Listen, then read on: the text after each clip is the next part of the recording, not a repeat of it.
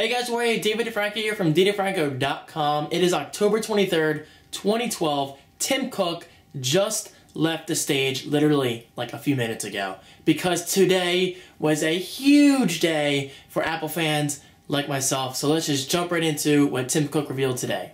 Okay, so first of all, let's talk about numbers. Let's bore you for a quick minute. The iPhone 5, first of all, is the fastest selling iPhone in history. You should know that by now. I think I already talked about it in a past video. Not really sure, but either way, I tweeted it over at twitter.com/DavidFranco. Follow me, link is right below. Next up, 200 million devices have already updated to iOS 6. 200 million! 200 million. That's a lot. 300 billion iMessages have been sent since iMessage launched not too long ago. And yes, I am looking down because of my notes. Don't worry, I'll slow down when I get to the good stuff. I just want to get to this boring stuff real quick. And over $6.5 billion have been paid to iOS developers. That means if you're making an app for the iPad, iPhone, or iPod Touch, you are making a lot of dough. Cha-ching! Okay, so let's talk software updates. There's just one. iBooks. Apparently now you get continuous scrolling. Page syncing with iCloud, meaning if you start reading an iBook on your iPad and you want to finish it on your iPhone or iPod Touch on a train or whatever, it should, in theory, sync with the cloud. This isn't nothing revolutionary or new. Like, the Kindle's been doing this for years now, but still, pretty cool if you're an iBooks user. Personally, I'm not, but hey, what are you gonna do? Okay, let's get into hardware. First of all, they talked about the new MacBook Pro 13-inch. Yes, there's finally a 13-inch MacBook Pro with Retina display. Let's go through all the stats. Again, my notes are right below, so I'm just going to go through this. 0.75 inches thin. This means it's 20% thinner than the previous MacBook Pro. 20% thinner. That's a big upgrade. It weighs just 3.5 pounds. It has MagSafe 2, dual Thunderbolt ports, an SD card reader, HDMI output, so this is great if you want to output your video, or don't forget if you're now using Mountain Lion, you can, just in an awesome manner, I'm just having a hard time getting my words out here, actually AirPlay your screen. So you don't need to use that HDMI out, but it's still cool that Apple gives you the option. You have dual USB 3.0 ports, Retina display like I just said, and of course, no optical drive. This is great because Apple's, well, they've been doing this for a while now, but Apple's 100% right in doing this, and they're basically pushing away physical media. Now, personally, I still use, physical media for my work. Every month or so I have to write and send DVDs, which is great, but you can still buy an external super drive, which I think Apple sells for like $99, so not all hope is lost for those who need that hardware. Okay, you know what? I gotta slow down. David, relax. I have a lot to talk about. 7 hours of battery life, which is not bad at all. Hey, that's a full school day in my eyes. I'm not in school anymore, but still. And it's the world's second highest resolution display. Only the second highest. Oh, wait a minute. I should say second highest to number one, which is Apple's 15-inch MacBook Pro with Retina display. So yeah, the whole Retina technology we get for the 15-inch, you can finally get on the 13-inch. So Apple still holds the number one and number two spots of the highest resolution notebooks in the world. Pretty impressive if you ask me. Okay, so how much are these things going to cost you? It starts at $16.99. That's $1,699 US. It ships today, and the base model has a 2.5 gigahertz processor and 8 gigabytes of RAM. 8 gigabytes. It's pretty amazing how far we've come in the world of memory. I mean, my Mac Pro still has 5 gigabytes, which is nothing. I really got to upgrade that, especially with Final Cut Pro and Photoshop. It really takes a lot of resources. But anyway, yeah, if you are interested in the MacBook Pro, again, they are shipping today, which is awesome, for $16.99 US. Let's talk about the Mac Mini, because after all, this event was focused around mini stuff. Don't worry, we have much more to talk about rather than just the Mac Mini. So let's just get through this real quick. The new Mac Mini is a 2.5 gigahertz processor, 4 gigabytes of RAM, and a 500 gigabyte hard drive, 4 USB 3.0 ports, an SD card reader, an HDMI out, and of course i5 and i7 processors, starting at just $599. Now, I gotta admit, I'm disappointed that Apple still is not offering a Mac Mini for $499. I really miss those days.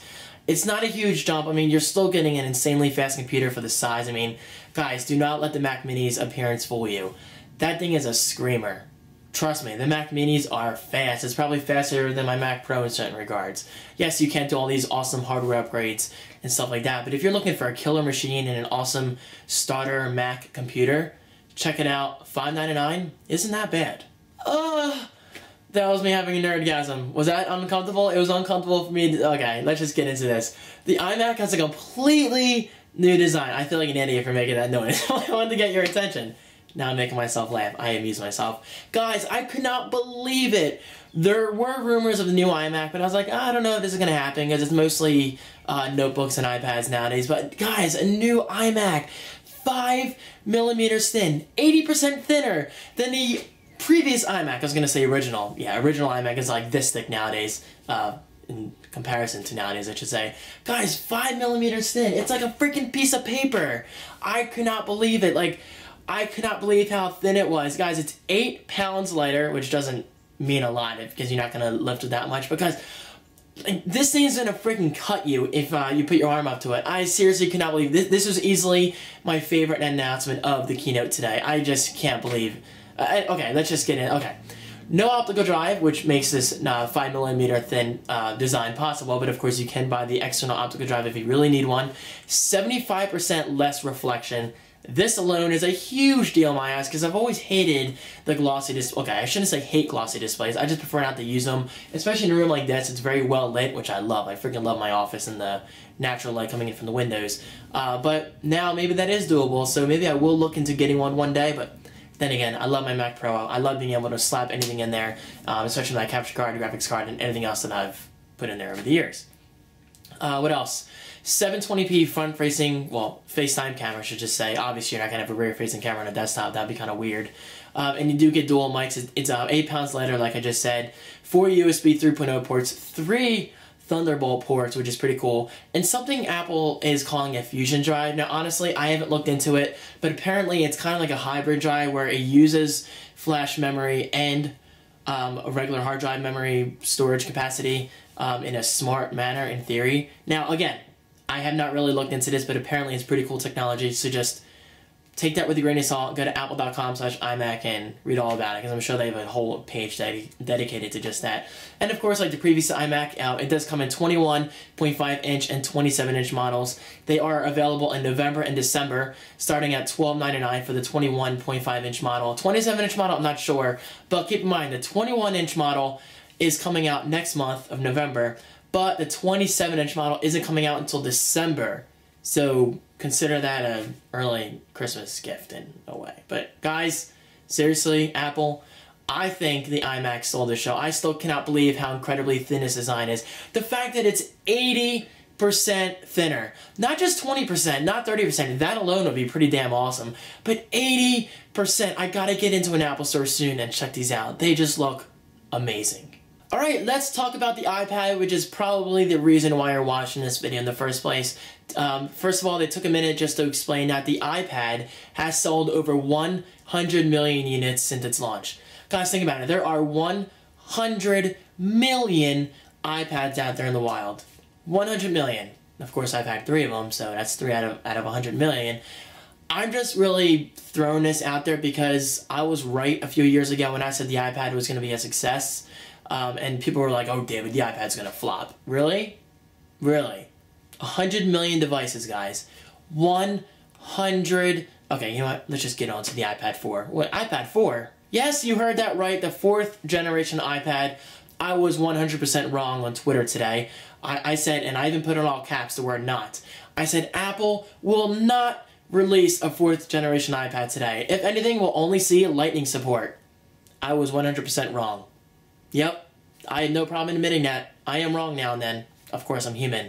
Anyway, Apple surprisingly released the new iPad 4th generation today with an A6X processor. Let me say that again just in case. A6X processor.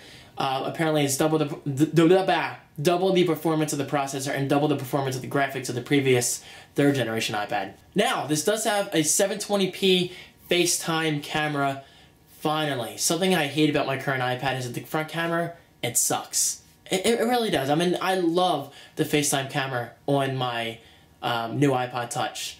I love that camera. Seriously, I did a whole freaking vlog about it. Check it out. The link is right below. Awesome camera. So the fact that it's finally on the iPad, that's awesome. Oh, and yes, of course, the iPad 4th generation. It feels weird saying that. I can't believe we have it already. It does have full Lightning support, so that means... That was supposed to be a cooler sound effect. No more 30-pin dock connector. that's a good thing, trust me. And now, like the previous generation iPad, it does start at 16GB. You'd think they started at 32GB by now, but I don't know. 16GB Wi-Fi sells for the same exact price as previous generation, and that is $499 US. Alright, let's talk about iPad mini. iPad mini is official. Unfortunately, I'm mostly disappointed, but I'll get more into that in a bit. Okay, the iPad mini. Apparently it's 7.2 millimeters thin, which is the same as a pencil. A pencil, guys. It's pretty damn thin. 50% lighter than the previous generation iPad. Wait, 50% lighter? Well, of course it's going to be lighter. It's smaller. They still have to put that out there. It is available in black and white with the same dual tone design, just like the iPhone 5. So if you really like the iPhone 5's design and you want it blown up to a 7.9-inch display, which I'll talk about in a second, then the iPad mini could be for you. So yes, like I just said, 7.9-inch display. Surprisingly, not 7.85-inch. It probably is. They probably just rounded up. It just sounds better.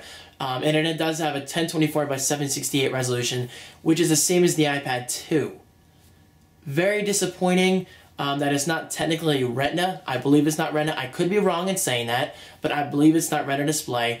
Now, just because it's the same resolution, that doesn't mean it's the same crappy resolution as the iPad 2. It does have a higher pixel density on a smaller screen than 9.7 inches. So, I'm sure it'll still look great. I guess it's one of those things I'll have to see in person. But Apple did play this very well. I gotta give them huge props because you know me, I hate fragmentation when it comes to Android or whatever.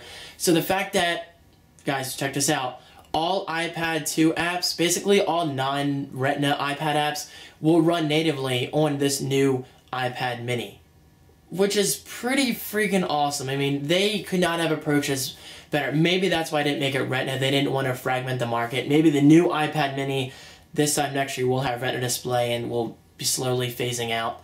Oh, that makes sense. That's why they kept the iPad 2 on the market, because they want a reason for iPad 2-esque apps to exist. So that way they run on the iPad 2 and the iPad mini, because they're essentially the same device, but better hardware on the iPad mini, of course, and smaller display. Do you see what I'm saying? This time next year, the iPad 2 will be dead, hopefully. Then that means the iPad mini could have Retina. I don't know. We'll worry about that when the time comes. But anyway, this iPad mini does have a dual-core A5 processor, so this thing's going to scream, as Steve Jobs used to say. 720p front-facing FaceTime camera. Awesome 5-megapixel iSight camera with 1080p recording, which is the same camera of the 3rd generation iPad and 4th generation iPad. And of course, like the new iPhone 5 and whatever else we have nowadays, it does have full LTE support, which is awesome, and obviously the Lightning connector. Okay, so what about battery life? The iPad mini will give you 10 hours of battery life. Not bad at all. 10 hours is a pretty long time, and considering I charge my iPad 3rd generation every few days, it's really not that bad. And it starts out at $329, I'll talk about that in a second, for 16GB, 32GB for $429, and 64GB for $519, or $529. And Gadget said $519. I don't know if they made a typo and meant to say $529. Most likely $529. Either way, go to apple.com/iPad to see the prices. And they are shipping November 2nd, and you can pre-order this Friday. Pretty cool if you ask me. Now, what are my opinions on this? First of all, let's talk about the price. $329. The Nexus 7 and the Kindle Fire both sell for $199, which is an awesome price. It's really not that much money considering what you get out of a tablet experience. So the fact that Apple's charging $129 premium, it's very interesting. Now, I should say it's a 7.9-inch display, which is much larger than a 7-inch display. I say much larger, but you got to factor in they're talking about diagonal, and they did show a visual difference between the Nexus 7 versus the iPad mini during the keynote. And from what I can see, it's a pretty big difference going from 7.0 inches to 7.9 inches. Now, maybe you shouldn't take my word for it. Again, this is something you got to see in person because it all comes down to personal experience and personal usage and what you will personally prefer. If I say personally one more time, I'm going to go crazy. So the fact that they are charging $329, I don't know. I mean, it is cheap enough where people are like, well, if I spend $130 extra, I do get that iOS experience and that experience that I love on my iPhone, but in a 7.9-inch display. But then again, they sell a much larger iPad at 9.7 inches that you can just get for a couple $100 more. So I guess it depends on your budget. Me personally, and this might be 100% surprising to you guys, trust me, I'm even surprised myself. Everything Apple announced today during the keynote, I will not be buying any of it. I'm really not that interested in the iPad mini. Okay, hold on. I am interested in the iPad mini itself and and how well it's going to sell and the specs and everything. But I'm not interested in buying one. And trust me guys, I didn't expect to say that today. I thought I was going to sell my current generation iPad on eBay by this weekend and put that money towards the new iPad mini and use that for a few months and see what iPad we have early next year. But I can't do that now. I'm really not that impressed by the iPad mini. It's okay. It's going to be interesting to follow, but personally, I just don't see anything sticking out at me that I was like, oh, whoa, I really need that. No, so for now, I'm going to let that pass. I'm going to let the iPad 4th generation pass. I can't believe they're calling it iPad 4th generation. That's a bit of a disappointment. But I hope this means we'll see a true iPad 5th generation early next year. Because they usually announce one in January. But January is only a couple months away. So, I'm hoping I'm going to sell my current 3rd generation iPad for an iPad 5th generation in a couple months because I want an all-new iPad design. Well, there's only so much I can do. But do you see what I'm saying? I want something better than just an iPad 4 or just an iPad mini. I want an all-new iPad design with a better front-facing camera, just like the iPad 4. But again, an iPad 5 specs. Everything I'm saying is right now is really confusing because it's not like Apple to release new iPads right before Christmas. They usually release them around January, February, March, April, within that first quarter time frame. So, to me as a consumer and kind of like an Apple freak, I'm really confused. I don't know what to do. So I guess right now I'm going to hold on to my current iPad and worry about the iPad 5th generation or 4th generation. Maybe they'll continue to call it that around March. But this sucks because I really want an iPad mini. I really want one for testing purposes and just to make videos on, but I can't see myself spending over $300 on that one. I have a similar and much better experience on my iPad 3rd generation. And those are my thoughts. Take what you will from that. I really hope I didn't confuse everyone. But basically, today's keynote was very solid. If anything, and totally surprisingly, the iMac was my favorite part. I didn't expect that. 5mm thin. I seriously cannot believe that. And that is today's keynote. Post your favorite announcement below. What do you think of the new iPad mini? Will you be buying one? Will you be buying an iPad 2 since they're still selling it? Not sure why. Will you be buying the iPad 4th generation? Let us know in the comments below. Let's get a discussion going. I am really interested to see how you guys feel about the iPad mini and whether Apple dropped the ball on this one because we live in a fascinating time. Alright guys, I've talked enough. Have an awesome Tuesday and I will see you in tomorrow's video.